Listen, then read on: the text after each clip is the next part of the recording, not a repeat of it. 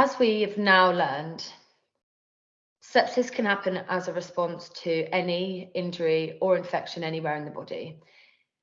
For Gina, it began with a chest infection, becoming pneumonia. She had viral pneumonia, the flu, and bacterial pneumonia as well. And doctors called it a super infection, an infection that led to sepsis. What was particularly rare in Gina's case was that these bacteria, called group strep A, so group A streptococcus, they actually made their way into a valve in Gina's heart, which all in all caused a catastrophic stroke. Yeah,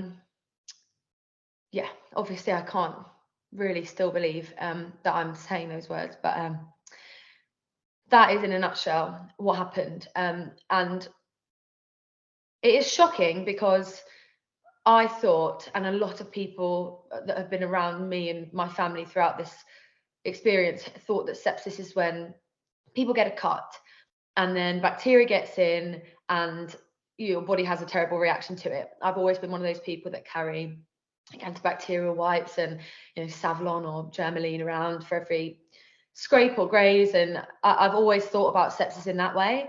I just had no idea it could stem from a chest infection, just from breathing in bad bacteria. I know so many people that have had chest infections, me included. They're so common.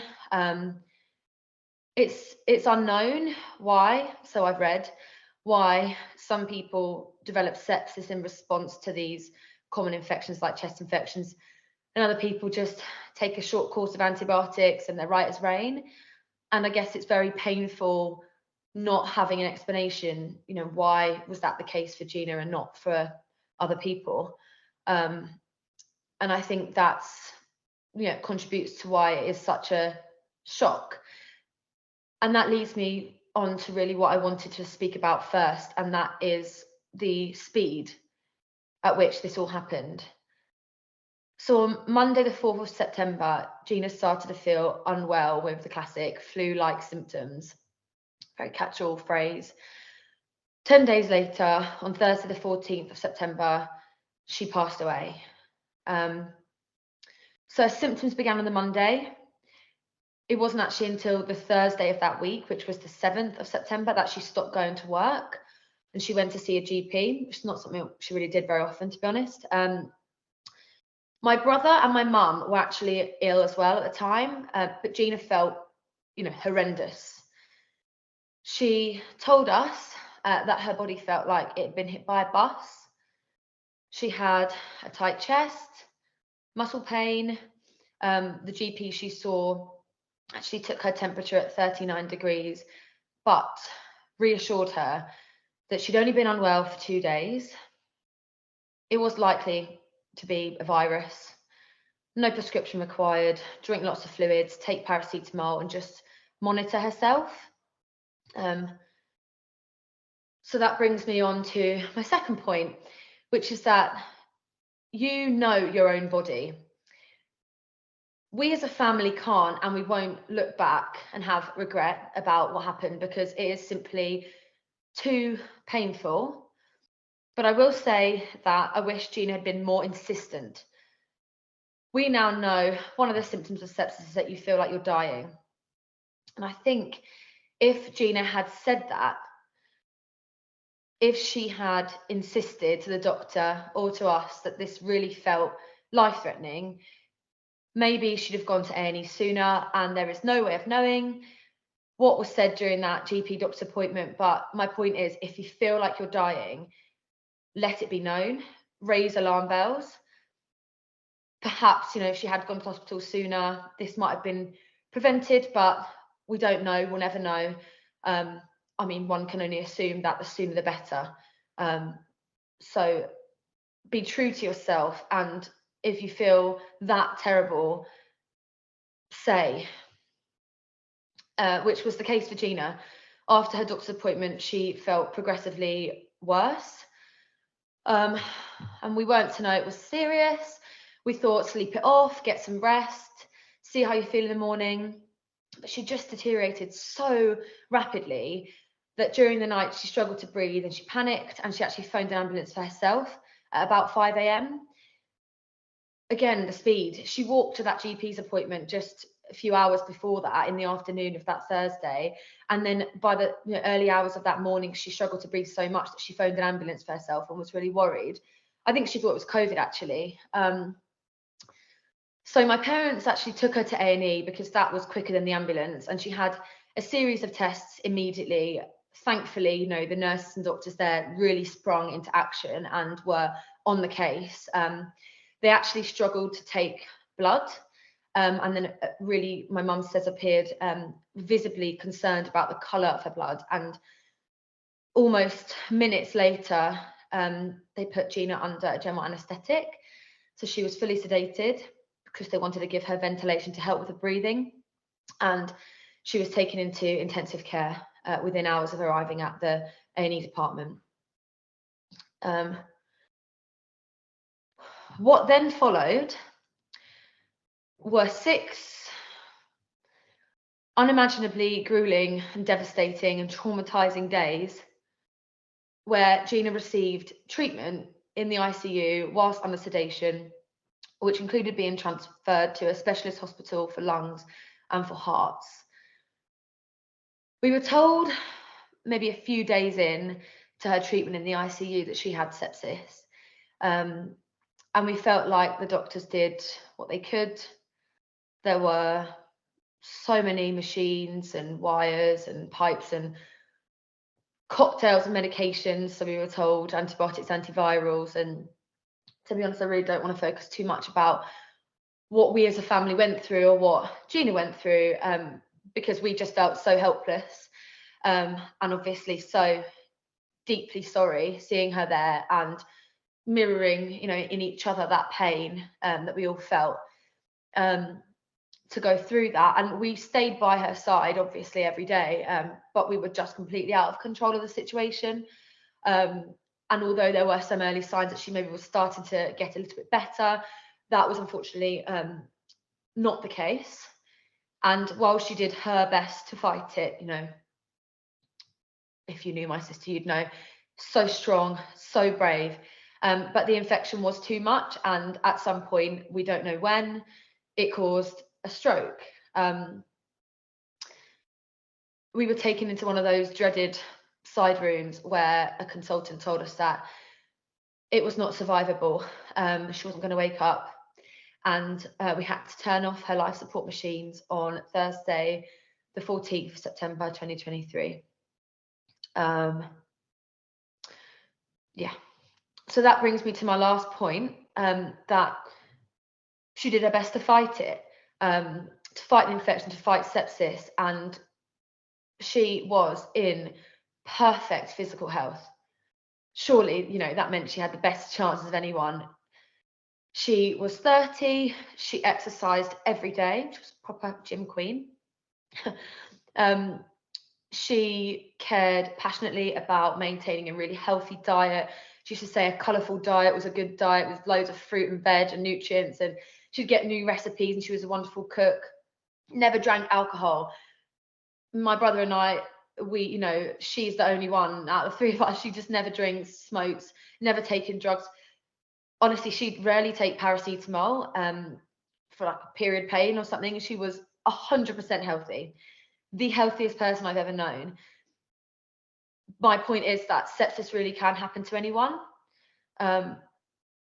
not just the healthiest people, but the best people too, because my sister Gina was just such a light in so many people's lives. 300 people attended her funeral, and everyone felt loved so deeply by her, all her friends and family.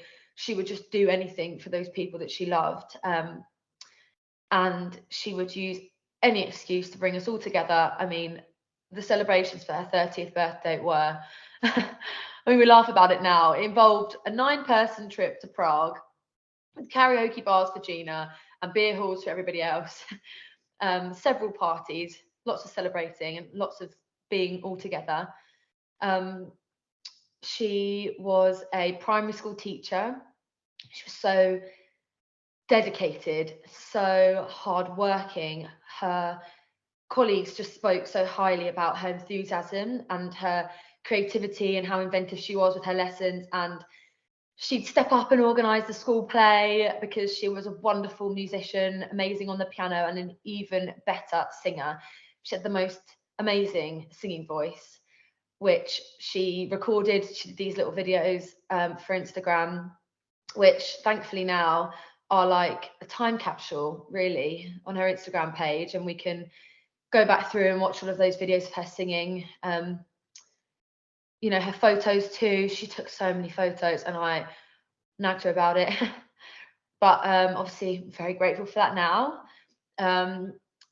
Yeah, a time capsule. Her Instagram is, and yeah, she took a few months off recently, off of work. I mean, in 2021, she actually decided to be brave enough to break a routine, seize the day, go and do some traveling and have a big adventure of the year. And COVID did get in the way slightly, but I mean, she and I actually, believe it or not, we sat in her bedroom and we actually spoke about how life is too short, that you only live once, and you should live it to the full.